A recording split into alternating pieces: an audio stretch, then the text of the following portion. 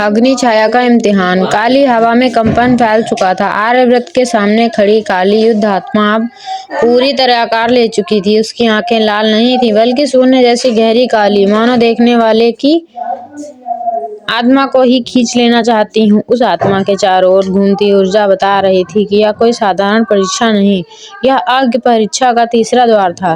काले कछुए की छाया। आर्यव्रत ने गहरी सांस ली। उसके पीछे पांचों सेनाओं की शक्ति अब भी उसके शरीर और आत्मा से जुड़ी हुई थी। इतनी शक्ति, अगर जरा भी संतुलन बिगड़ा तो उसका अंत निश्चित था। तो यही है मेरा इम्तिहान, आर्यव्रत ने धीमे स्वर में कहा। तभी काली आत्मा गूंजी, जो अपनी रक्षा में ही उलझा रहा, वह आगे नहीं बढ़ सकता। अगले ही पल जमीन फट पड़ी। भयानक काले कवच में लिपटा एक विशाल कछुआ आकार प्रकट हुआ। उसका हर कदम जमीन को तोड़ रहा था। यह हमला नहीं कर रहा था, यह बस सहन कर रहा था। आर्यव्रत समझ गया, ये इम्तिहान ताकत का नहीं, धैर्य और संतुलन का है। उसने तुरंत पांचों सेनाओं की शक्तियों को जबरदस्ती मिलाने के बजाय एक एक करके तालमेल में बांटना शुरू किया। पहली सेना रक्षा, दूसरी गति, तीसरी चेतना, चौथी सहन शक्ति, पांचवी नियंत्रण। जैसे ही संतुलन बना, काली आत्मा चीख उठी। उसी क्षण दूसरी दिशा में कालवेग और उसकी सेना को मिला था नीला ड्रैगन का द्वार, जहाँ शक्ति की कोई सीमा नहीं थी। ड्रैगन की आग आसमान चीर रही थी। कालवेग हंसा, यही तो मेरी ताकत है। लेकिन वही उसकी सबसे बड़ी भूल थी। ड्रैगन की आग ने उसकी आधी सेना को घुटनों पर ला दिया। शक्ति के घमंड में नियंत्रण खो चुका था। और तीसरी ओर मायरा का खेल। मायरा को मिला था सफेद बाग का द्वार, लेकिन मायरा लड़ नहीं रही थी, वो मुस्कुरा रही थी। इम्तिहान जीतने के लिए हर बार लड़ना जरूरी नहीं होता। उसने जानबूझकर अपनी शक्ति छुपा ली। भाग भ्रमित हो गया। मायरा धीरे धीरे आगे बढ़ रही थी, बिना किसी को बताए। काली आत्मा अब कांप रही थी। आर्यव्रत ने आखिरी मंत्र उच्चारा, संयम ही सर्वोच्च शक्ति है। एक तेज प्रकाश फूटा, कछुए की छाया बिखर गई और जमीन के नीचे से प्रकट हुआ चक्रव्यूह की पहली अमानत। लेकिन जैसे ही आर्यव्रत ने उसे छूने की कोशिश की, आकाश में एक नई दरार खुल गई और वहां से एक तेज आवाज आई, 3 ने परीक्षा पार की, लेकिन केवल एक ही अमानत का अधिकारी बनेगा। अमानत का रक्त संकल्प। आकाश में फैली दरार अब धीरे धीरे बंद हो रही थी, लेकिन उसके छोड़े हुए शब्द हर दिशा में गूंज रहे थे। केवल एक ही अमानत का अधिकारी बनेगा। आर्यव्रत का हाथ अमानत से बस एक अंगुल दूर था, लेकिन उसी पल उसके सीने में तेज जलन उठी। पांचों सेनाओं की युद्ध आत्माएं एक साथ थरथराने लगी। अब असली परीक्षा शुरू हो रही थी। उसने खुद से कहा, जमीन से निकली उस वस्तु का आकार किसी अस्त्र जैसा नहीं था, वह एक धड़कता हुआ क्रिस्टल था, जिसके भीतर चारों आज्ञ प्राणियों की झलक दिखाई दे रही थी। काली कछुए की सहन शक्ति, नीले ड्रैगन की विनाशक शक्ति, सफेद बाघ की गति, लाल पक्षी की चेतना। लेकिन यह अमानत तभी किसी की होती जब वह उसे अपने रक्त से स्वीकार करे। आर्यव्रत समझ गया, अगर उसने अभी रक्त संकल्प किया तो बाकी 3 दिशाओं में फंसे लोग उसके शत्रु बन सकते थे। दूसरी ओर कालवेग का हाल भयावह हो चुका था। नीले ड्रैगन की आग बेकाबू थी।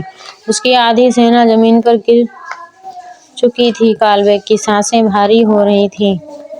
नहीं, मैं यहाँ नहीं गिर सकता, उसने चीख कर अपनी युद्ध आत्मा को और उकसाया, लेकिन यही उसकी सबसे बड़ी भूल बनी। ड्रैगन की आग अचानक उसी की ओर मुड़ गई और उसी पल कालवेग के शरीर से उसकी दूसरी युद्ध आत्मा अलग होने लगी।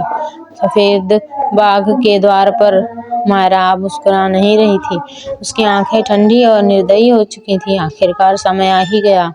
उसने अपने हाथ की कलाई पर उभरे गुप्त चिन्ह को छुआ और पहली बार उसने अपनी असली शक्ति बाहर निकाली। सफेद बाघ ने सिर झुका लिया।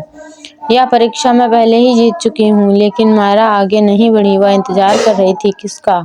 आर्यव्रत का। उसी समय तारा और परसद सेनापतियों को एक झटका लगा। उन्हें महसूस हुआ पांचों सेनाओं अब आर्यव्रत के शरीर को अंदर से तोड़ रही है। अगर वह अभी रुका नहीं, तारा की आवाज कांप उठी, तो उसकी आत्मा बिखर जाएगी। लेकिन वे कुछ नहीं कर सकते थे। चक्रव्यूह ने सबको अलग थलग कर दिया था। आर्यव्रत ने अमानत को देखा, फिर आकाश की ओर देखा। अगर सिर्फ एक को ही चुनना है तो यह निर्णय ताकत से नहीं, कर्तव्य से होगा। उसने अपना हाथ पीछे खींच लिया। उसी पल अमानत ने खुद प्रतिक्रिया दी। क्रिस्टल से एक किरण निकली और सीधे आर्यव्रत के हृदय में समा गई। लेकिन संकल्प अधूरा था। आकाश फिर गूंजा, रक्त संकल्प पूरा करो या अमानत तुम्हें ही नष्ट कर देगी। रक्त या विनाश। चारों दिशाओं से उड़ती ऊर्जा अब चक्रव्यूह के बीचों बीच टकरा रही थी। आसमान में काले बादल घूम रहे थे और अमानत की धड़कन किसी जीवित हृदय की तरह तेज होती जा रही थी। हर धड़कन के साथ आर्यव्रत के शरीर में जलन फैल रही थी। पांचों सेनाओं की युद्ध आत्माएं अब उसके नियंत्रण से फिसलने लगी थीं। अगर अभी फैसला नहीं लिया, रक्त संग तो सब खत्म हो जाएगा। आकाश में फिर वही अदृश्य आवाज गूंजी, जो अमानत को अपनाएगा वह अपना भविष्य, अपना नाम और अपनी सीमा छोड़ देगा। आर्यव्रत की उंगलियां कांप गईं। रक्त संकल्प का अर्थ साफ था। अमानत उसकी शक्ति बनेगी, लेकिन उसकी पहचान छीन लेगी। अब वह सिर्फ एक योद्धा नहीं रहेगा, वह अमानत का पात्र बन जाएगा। उसी समय सफेद बाग के द्वार से मायरा आगे बढ़ी। उसके चारों ओर बर्फ सी ठंडी ऊर्जा फैल चुकी थी। आर्यव्रत, उसने पहली बार उसका नाम पुकारा। अगर तुम संकल्प करोगे तो चक्रव्यूह का संतुलन टूट जाएगा और तब मैं तुम्हें रोकने पर मजबूर हो जाऊंगी। यह चेतावनी नहीं थी, यह ऐलान था। दूसरी दिशा से अचानक एक जोरदार धमाका हुआ। नीले ड्रैगन की आग बुझ चुकी थी। कालवेग जमीन पर गिर चुका था। उसकी दूसरी युद्धात्मा पूरी तरह नष्ट हो चुकी थी। उसकी आंखों में अब घमंड नहीं, सिर्फ डर था। मैं अमानत का अधिकारी था, वह बुदबुदाया। लेकिन चक्रव्यूह ने कोई जवाब नहीं दिया। बाहर खड़ी तारा ने अब और इंतजार नहीं किया। उसने परिषद सेनापतियों की ओर देखा। अगर वह अकेला पड़ा रहा तो वह चाहे जीते या हारे, दोनों हालात में खो जाएगा। उसने अपनी शक्ति बाहर निकाली। नियम तोड़ दिए गए। चक्रव्यूह कांप उठा।